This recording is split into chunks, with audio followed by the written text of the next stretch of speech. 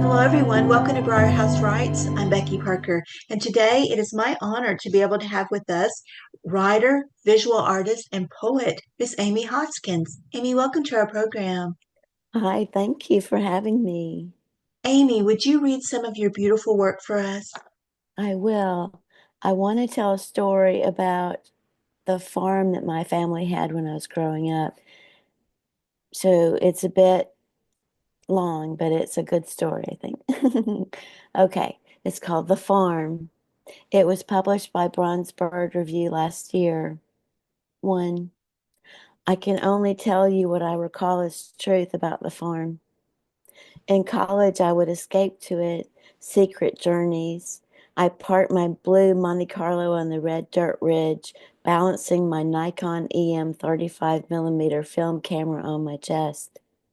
My father and his family on the McCormick side lived there since the Cherokee lost their land in the lottery, had to survive or perish on the withering trail of tears in winter. There was an ancient photograph of the McCormick family in the 1800s, huge gathering of people, mostly dressed in black, holding babies, standing proudly on the front porch, the upper balcony. Delicate details of the wooden lace-like Victorian gingerbread. One of my older brothers, talented at mechanical drawing, penciled a version of the farmhouse from the old photograph, and Mama had it framed. So pristine was the drawing, so desolate the ruined farmhouse we knew. One year we were at an art event at Roselawn in Cartersville, Georgia, where we lived. One of my older sisters and I recognized the farmhouse in a beautiful painting in an artist's booth. We wanted to buy it and debated, but it was sold by the time we went back. We have the real farmhouse instead, we thought. Every time my daddy's family plowed the fields, they would find Cherokee arrowheads, pieces of clay pipes, pottery. I only found one arrowhead made of white quartz. It popped up against the red clay soil of North Georgia. I gave it to you. I know you'll keep it safe. Two, we always knew, of course we knew, where the land had come from. It was surreal with ghosts, knowing the new Echota settlement was only a ways away from our home, and our home being near the Etowah Indian mounds. Now the Cherokee were gone out west, except for the ones who escaped to North Carolina. The Cherokee were recognized as a sovereign nation, had their own printing press, alphabet for their language, yet they were treated like animals, seen as inferior people. Betrayal in the inner circle came due for revenge in the new Cherokee territory. That's all we knew, nothing current. Three, Daddy grew up on the farm with my grandma Jay and two great aunts until he went off to Georgia Tech, then off to World War II. He studied mechanical engineering for 3 years before the war, became a banker instead after World War II. All of his engineering training had become outdated due to improvements during the war. Married and had five of us Jacksons. When he was growing up, a red-haired, freckle-faced kid, Daddy would walk to the Stylesboro Academy for school. The one-room schoolhouse had been spared by Sherman's troops during the Civil War because, as it was told, it said, "In God we trust," over the schoolroom chalkboard, which it certainly still did. When I was growing up, they were still throwing a massive Sproul family reunion one Saturday each July. Enormous amounts of food, cakes, pies, iced tea, and Brunswick stew from a cauldron. Lined tables run end on end, piled high with potluck delicacies. Great Aunt Nell taught Daddy at Stylesboro Academy growing up. He used to vent about how hard she would hit him with a ruler if he did something wrong.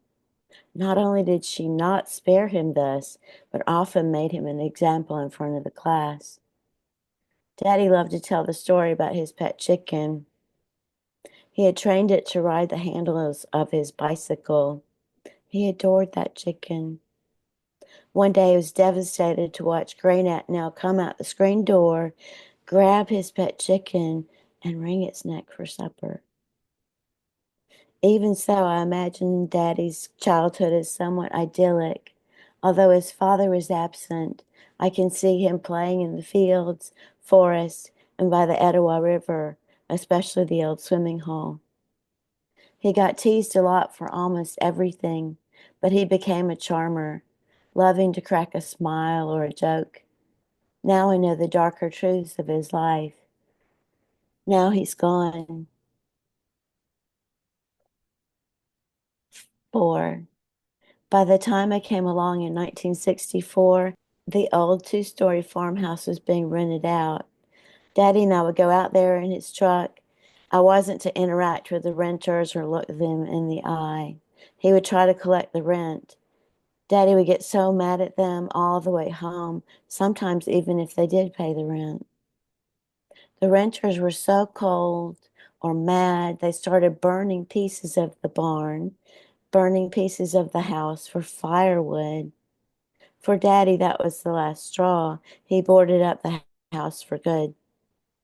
Before he boarded it up, though, we all took a look through it. It was missing doors and vandalized, missing doors and windows here and there. We would walk upstairs carefully, imagining when the family and Daddy had lived there long ago. I loved the smell of the huge pile of cotton seeds stored in an upper bedroom. Eventually, all the stairs inside and up to the front porch were so disintegrated it was too dangerous to enter.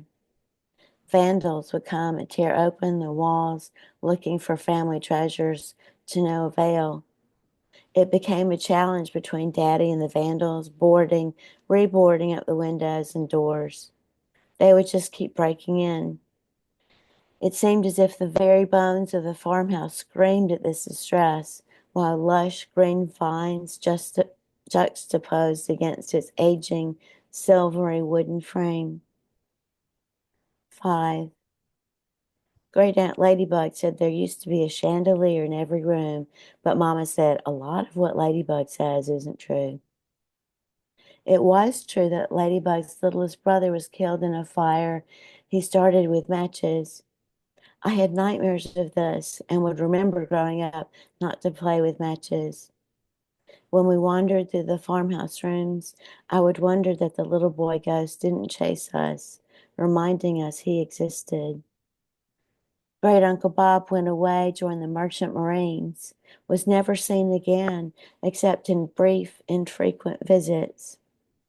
Daddy said Uncle Bob predicted the Japanese were preparing for war because they were buying up all the scrap metal they could get.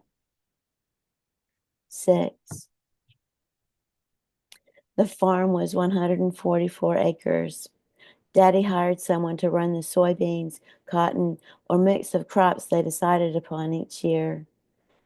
What they made from the sale just barely paid property taxes. The Etowah River ran along the back of the farmhouse, as well as extensive railroad tracks. I was fascinated with both. Daddy would drive us out there, then we would all go exploring in our own separate ways. In the mid-70s, when I was in elementary school, Daddy would drive me out to the farm, sometimes on Sundays after church. On the way, we would listen to old country music on the truck radio. Once there, he would tell me to go off on my own into the woods. I learned so much about wild beings, exploring the woods and train tracks. There was a swimming hole, a twisted rope with a knot in the base, hung from a huge tree over the Etowah. I used to sit on some flat gray rocks, taking it all in, reflections, tadpoles, tiny fish, king snakes. Watch out for water moccasins and rattlesnakes. Just listen to the muddy river, to the wind and the lush oak trees above. Imagine who had sat here before. It was so calming. Then it was time to go. Daddy would call me hours later to head home. Leaving the farm, going out the back way, we would often cross a tiny but pretty creek. often marred by the dumping of appliances and such. We would stop there on the little bridge. Daddy would smoke a cigarette and ask me questions. Usually I was distracted by the trash in the creek to the left and the big Bowen power plant to the right with its two tall, white, sensuously curved silos. When we go home among rolling green hills, forests, valleys, Georgia farmland. 7. Later, the swimming hole became a massive party zone for who Daddy said were white trash, but they were just people too. They left huge piles of empty beer cans and trash behind after their bouts. Daddy confronted them first. They threatened to kill him. After that, Daddy always brought a gun with him when he visited the farm. We were told it was off limits. I was fascinated in college as a new photographer with capturing the beauty of the farm, my place by the river, the woods, and the lime sink, of which I'd only heard tell. Daddy had always warned that people could be quickly pulled down below to the surface of the lime sink and not to try to find it. But find it I did. Crazy college student, fearless, young. As luck would have it, I ran out of film in the 35 millimeter camera right before I found the lime sink. In a throng of sinking trees and winding vines, just yards in front of the old farmhouse. In a tiny patch of woods, it had been there all along.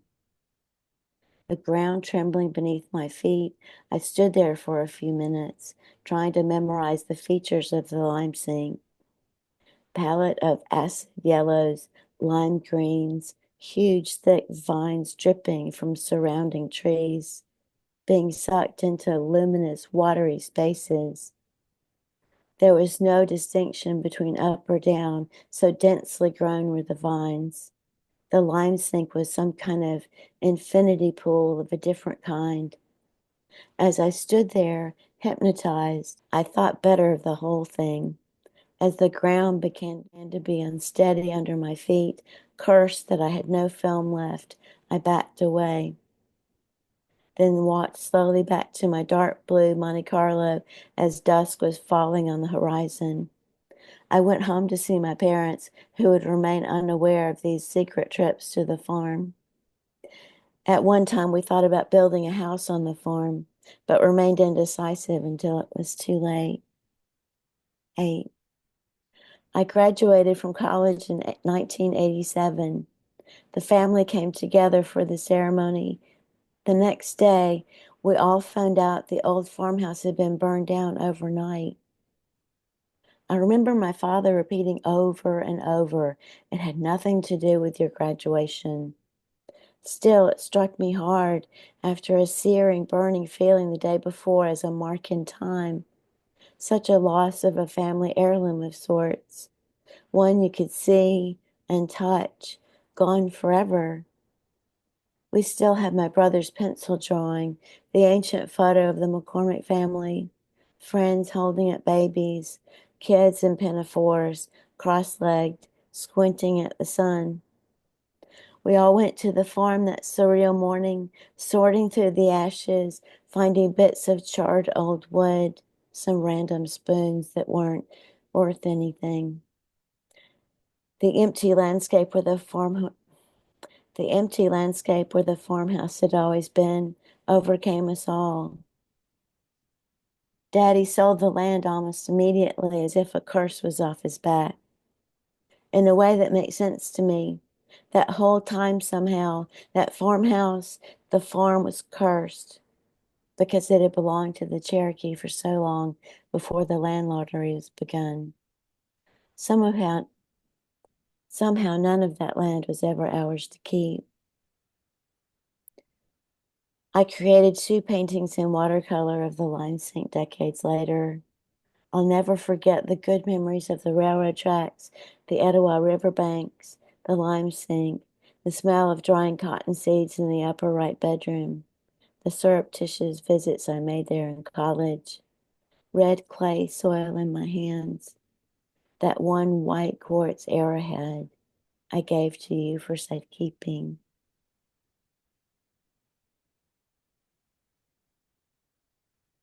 Amy, that's beautiful. Thank you. Tell me about when you first discovered that you were drawn to being a visual artist.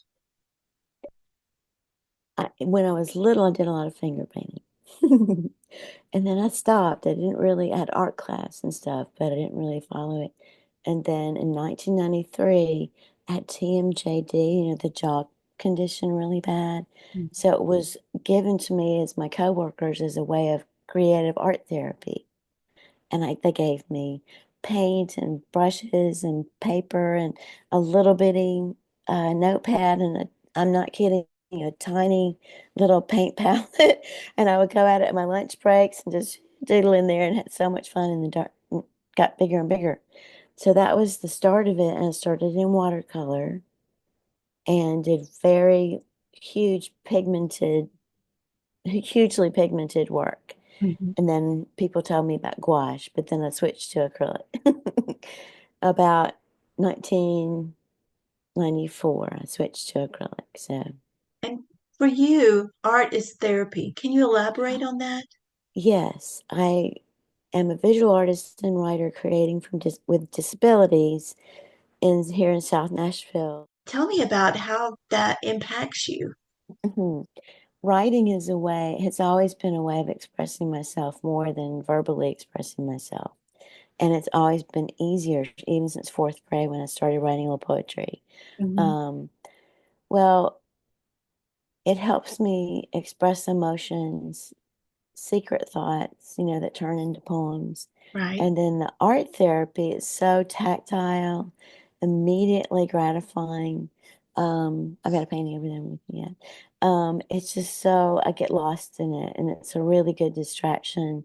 Had a lot of trauma growing up, and it's a really good distraction from all that. So it's a And good release. you're using your trauma-based therapy to help others. Can you talk about how you Mhm. teach other children about trauma and with using art?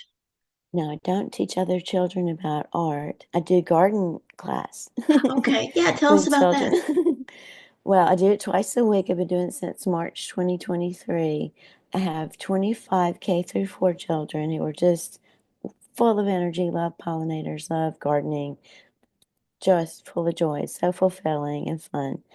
And then I have the fifth through eight, about five of those, much more able to plant seeds carefully, to get plants in the ground carefully, because the little guys just get so excited they don't know what they're doing and might break it. So they're still learning.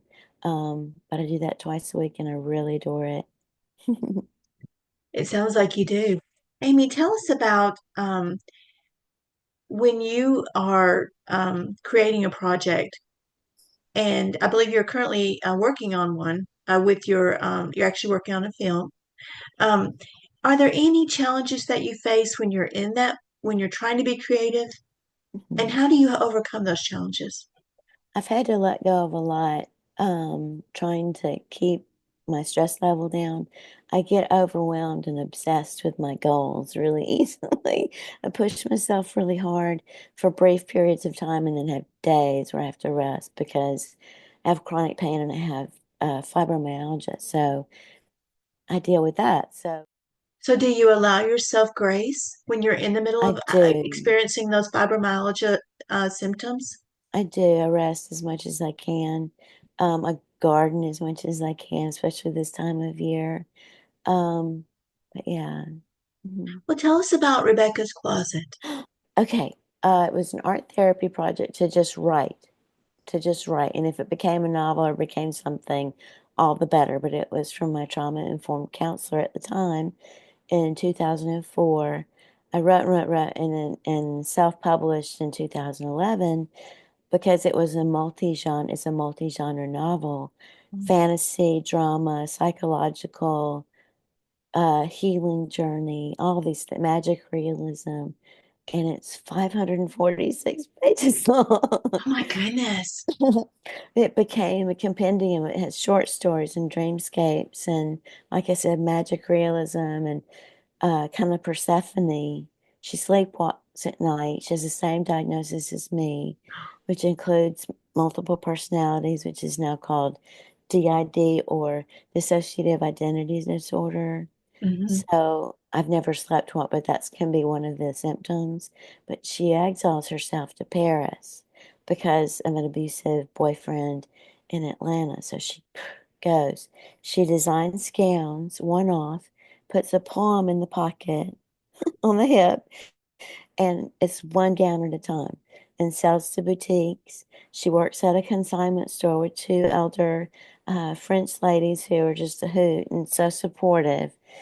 Gets a new boyfriend who's so supportive as well, who is a photographer, and they experience like sylphs and dryads and sculptures coming to life in Paris. There's a lot And in there. there is, and like I said, the underlying plot is her healing journey, which is positive. It's fraught, but it's positive in the end. Has like a multiple happy ending. I believe it's your intent to make Rebecca's Closet into a film. Can you elaborate on that? In 2017, I tried to make a screenplay, like 8 versions. Went to a class, all these things, and shaped it and shaped it. It's 134 pages, and it will be a feature film, but it's a little long. But it's different from Rebecca's Closet in that it's more about my healing process. So, but it still has the magic realism. But now I'm working with a French film company called Rhizome Films in Paris, and they're super great to work with, to collaborate with. We're kind of in the process of crowdfunding. We've got a budget, um, and we want to make a short 17-minute film that kind of dips into the facets or the layers, if you will, of all of it. You know, both the novel and the screenplay kind of condensed in 17 minutes. Has kind of a sweet ending, so you're not left hanging. Um, so we're going to send that to film festivals if we can make it. Are there any And issues with regarding translation? Well, it'll be subtitles. okay. Wasn't that fun? That And is. I wish you all the best with that. When will you know thank you. if it's when it's actually finished? Well, I just applied to the American Library in Paris. They have a fellowship that's fully paid for a month. You do 3 projects with the library. Um, and I would present, if I got it, I would be able to work on the film with them. That would be next year if we can, but we've got to find additional funding for the 130,000 that it would cost because it has special effects for sculptures. We're going to do a crowdfunding that's starting in May for 3 months. They're working on a French grant. Um, we're going to, try our best to make the money, make the film, and then hopefully sell it, work on the maybe an episodic because the novel's so long, Mhm. whatever. We have no idea. We just believe in it and want to make it. Yeah. So I'm excited. I think you should be because, trauma is one of those things that are just, it transcends any language, it transcends any kind of age. So the very fact that you have a happy ending and just so many different aspects of it can appeal to a wide population. So I wish you all the best. Thank Amy, what you. advice would you have to that struggling writer, or maybe that struggling artist who Mm, is in a project, but they don't quite know how to get off the ground? Do you have any okay. advice for them that helped you? hmm First of all, I would say follow your own unique, find out what your unique skill set is in both cases, both the visual and the writing.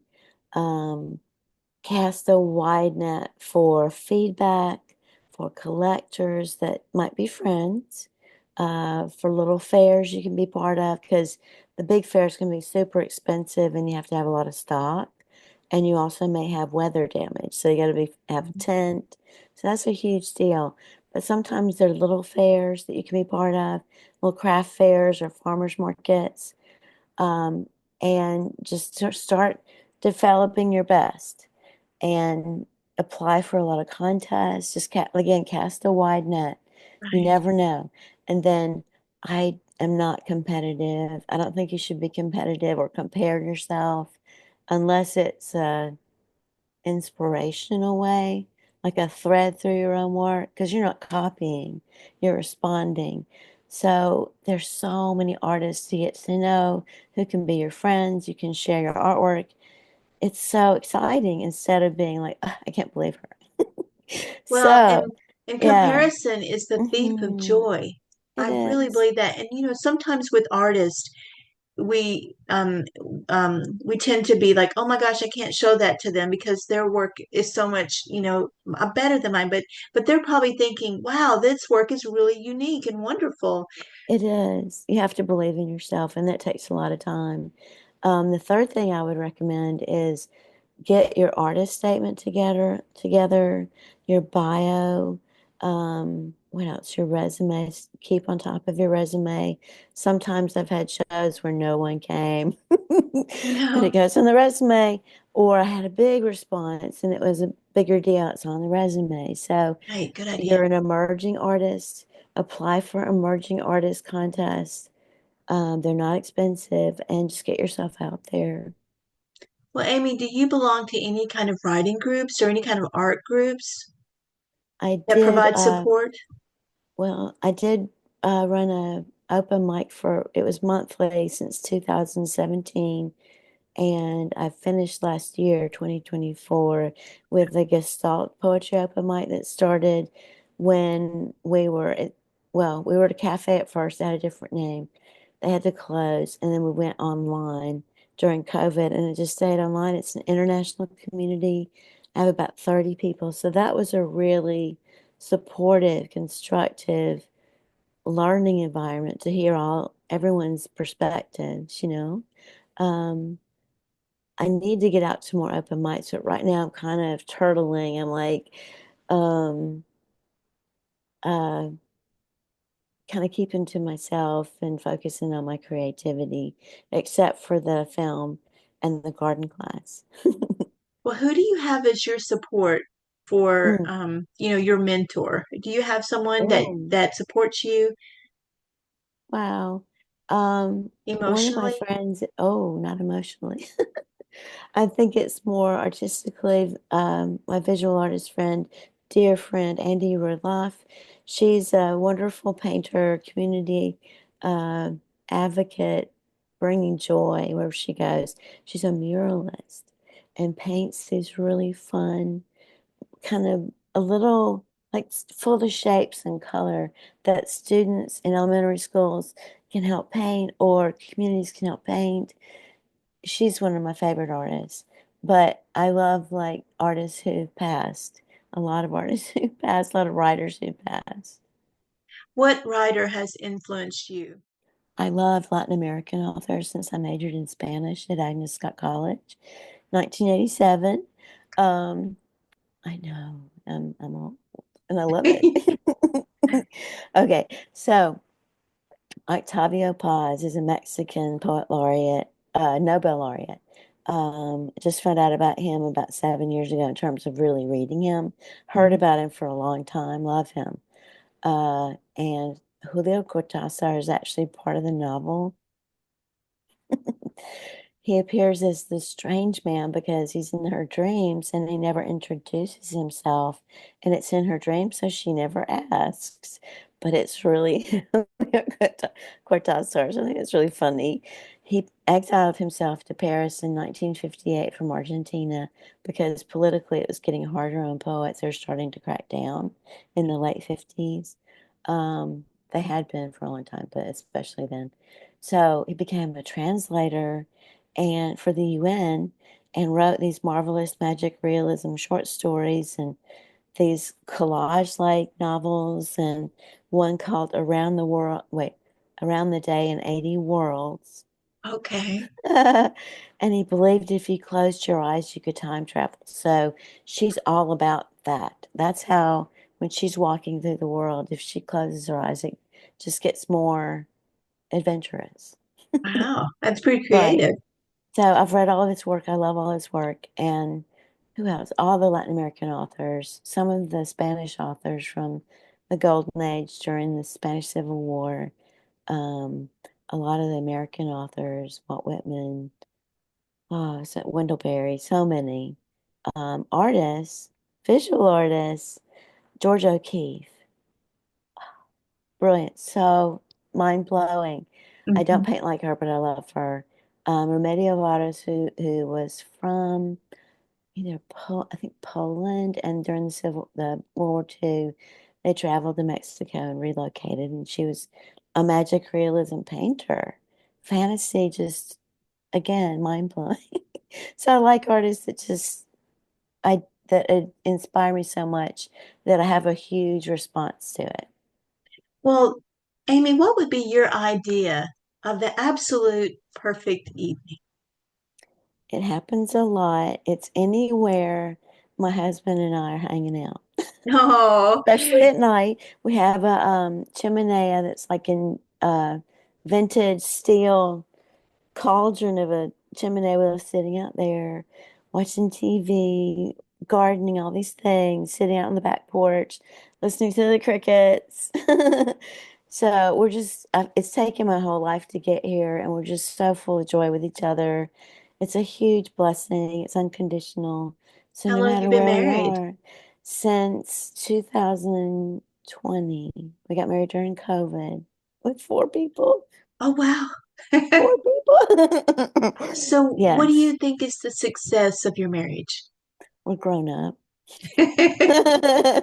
We understand and we empathize. There's no drama.